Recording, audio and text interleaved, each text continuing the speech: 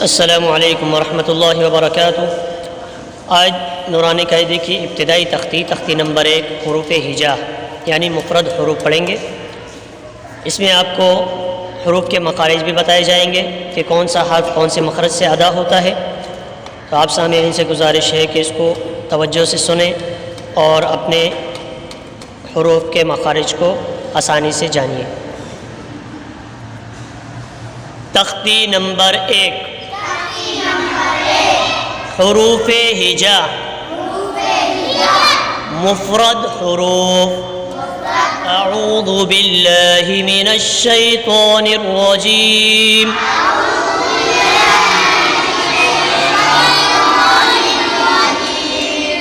بسم اللہ الرحمن الرحیم۔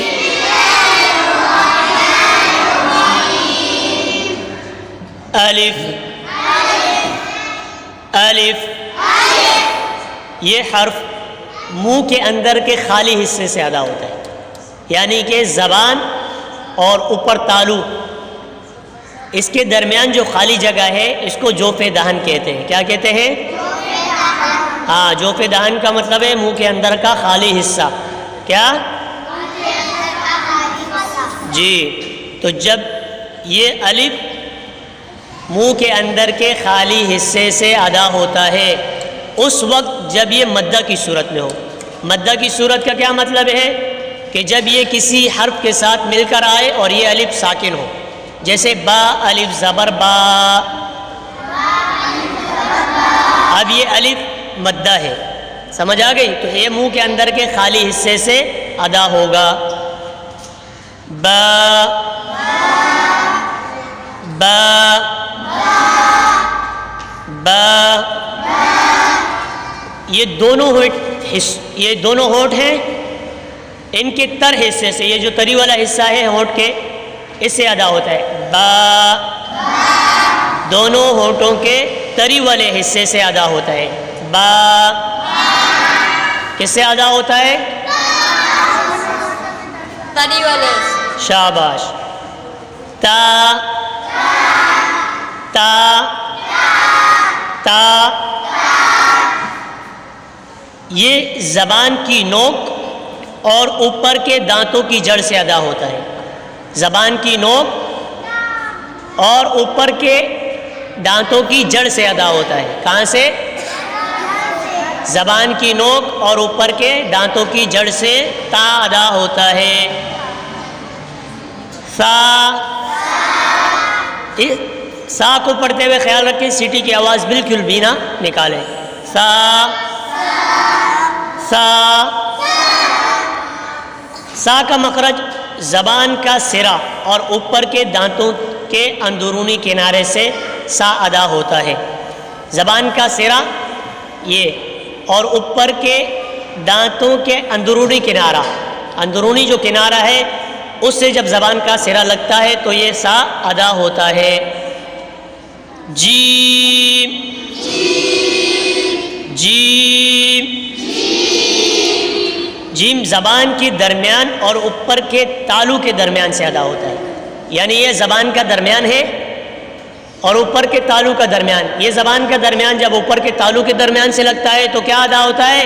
جیم۔ ہا ہا، ہا حلق کے درمیان والے حصے سے ادا ہوتا ہے، حلق کے درمیان والے حصے سے۔ ہا ہا، کہاں سے ادا ہوتا ہے؟ جی۔ خو خو خو، اس کا مخرج کیا ہے؟ یہ حلق کے اوپر والے حصے سے ادا ہوتا ہے، یہ اوپر والا حصہ ہے، اس سے خو ادا ہوتا ہے۔ خو خو، خا کہاں سے ادا ہوتا ہے؟ اوپر والے حصے سے۔ شاباش۔ دال دال دال، دال کا مخرج کیا ہے؟ زبان کی نوک اور اوپر کے دانتوں کی جڑ، زبان کی نوک اور اوپر کے دانتوں کی جڑ، جب زبان کی نوک اوپر کے دانتوں کی جڑ سے لگتی ہے تو پھر دال ادا ہوتا ہے، دال دال، سمجھ آ رہی ہے؟ دال دال دال، زال کا مخرج وہی ہے جو سا کا مخرج ہم نے پڑھا تھا، کیا تھا وہ؟ زبان کا سرا اور اوپر کے دانتوں کے اندرونی کنارہ، کیا؟ زبان کا سرا اور اوپر کے دانتوں کا اندرونی کنارہ، جب زبان کا سرا اوپر کے دانتوں کے اندرونی کنارے سے لگتا ہے تو زال اور سا ادا ہوتے ہیں۔ رو رو رو، زبان کا کنارہ پشت سمیت دو دانتوں کی جڑ سے، را جو ہے یہ زبان کا کنارہ پشت سمیت دانتوں کی جڑ سے جب لگتا ہے پھر ادا ہوتا ہے۔ رو رو، یہ زبان کا کنارہ نیچے والے زبان کے حصے کے سمیت، یعنی نیچے والا حصہ اور زبان کا کنارہ جب یہ دانتوں کی جڑ سے لگتا ہے تو پھر کیا ادا ہوتا ہے؟ رو رو، اس لیے اس کو موٹا پڑھتے ہیں، رو، سمجھ آ رہی ہے؟ ز ز ز، زبان کی نوک اور دونوں دانتوں کے اندرونی کنارے سے ادا ہوتا ہے۔ زبان کی نوک اور دونوں دانتوں کے اندرونی کنارے سے جب زبان کی نوک لگتی ہے تو کیا ادا ہوتا ہے؟ ز، سمجھ آ رہی ہے؟ سین سین، زا کا جو مخرج ہے وہی مخرج سین کا بھی ہے، یعنی کہ زبان کی نوک اور دونوں دانتوں کے اندرونی کنارہ، دونوں دانتوں کا اندرونی کنارہ، زبان کا نوک اور اوپر کے دونوں دانتوں کا اندرونی کنارہ، اس سے سین ادا ہوتا ہے۔ سمجھ آ رہی ہے؟ شین شین شین، اوپر ہم نے جیم کا جو مخرج پڑھا ہے وہی مخرج شین کا بھی ہے، یعنی جس مخرج سے جیم ادا ہوتا ہے اسی مخرج سے شین بھی نکلتا ہے، اور وہ کیا مخرج تھا؟ زبان کے درمیان اور اوپر کے تالو کے درمیان سے شین بھی ادا ہوتا ہے، جیم بھی ادا ہوتا ہے۔ صاد صاد، صاد کا مخرج بھی وہی ہے جو سین اور زا کا تھا، کیا؟ صاد کا مخرج بھی وہی ہے جو سین اور زا کا تھا۔ ضاد ضاد، ضاد کا مخرج کیا ہے؟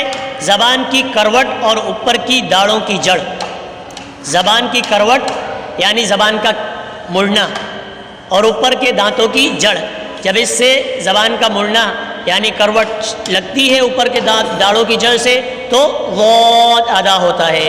سمجھ آ رہی ہے؟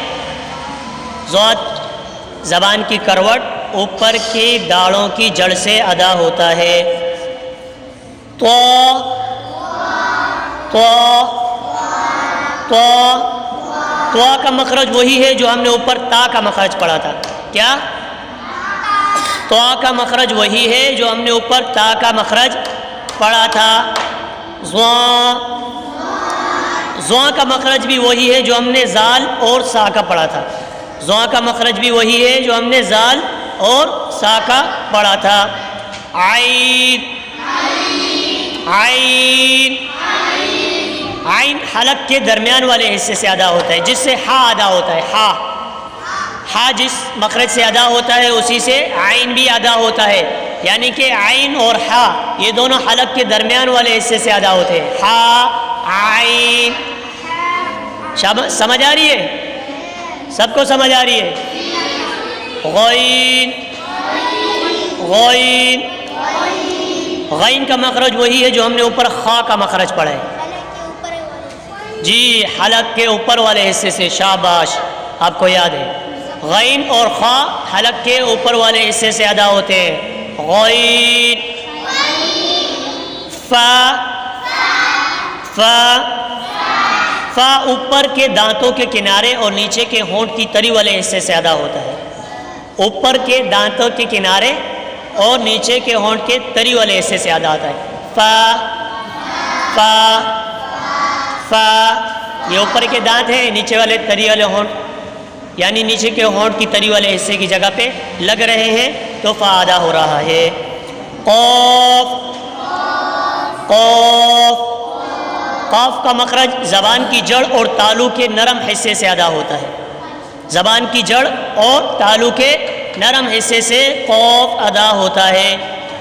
کاف کاف، کاف کا مخرج زبان کی جڑ اور تالو کے سخت حصے سے ادا ہوتا ہے۔ کاف لام، زبان کا کنارہ اور آگے کی دو داڑوں سمیت دانتوں کی جڑ سے ادا ہوتا ہے۔ لام زبان کا کنارہ اور آگے کے دو داڑوں سمیت دانتوں کی جڑ سے ادا ہوتا ہے۔ میم، دونوں ہونٹوں کے خشک حصے سے ادا ہوتے ہیں۔ میم، یہ خشک حصے جو باہر والے ہیں نا یہ آپس میں لگتے ہیں تو میم میم۔ نون نون، زبان کا کنارہ اور دانتوں کی جڑ سے ادا ہوتا ہے۔ نون۔ واو واو، دونوں ہونٹوں کی گولائی سے ادا ہوتا ہے، دونوں ہونٹ جب گول ہوتے ہیں تو واو ادا۔ واو۔ ہا ہا، ہا حلق کے نیچے والے حصے سے ادا ہوتا ہے۔ کس سے؟ شاباش۔ حمزہ بھی اسی سے ادا ہوتا ہے۔ یہ واو کا مخرج ہم نے کیا پڑھا تھا؟ دونوں ہونٹوں کی گولائی والے حصے سے واو ادا ہوتا ہے۔ ہا کا مخرج یہ حلق کے نیچے والے حصے سے ادا ہوتا ہے۔ حمزہ یہ بھی حلق کے نیچے والے حصے سے ادا ہوتا ہے۔ یا جب کہ مدہ کی صورت میں ہو یہ بھی منہ کے اندر کے خالی حصے سے ادا ہوتا ہے۔ سب کو یہ تختی سمجھ آ گئی؟ اس کے مخارج سمجھ آ گئے؟ تو اس کو خوب یاد کریں۔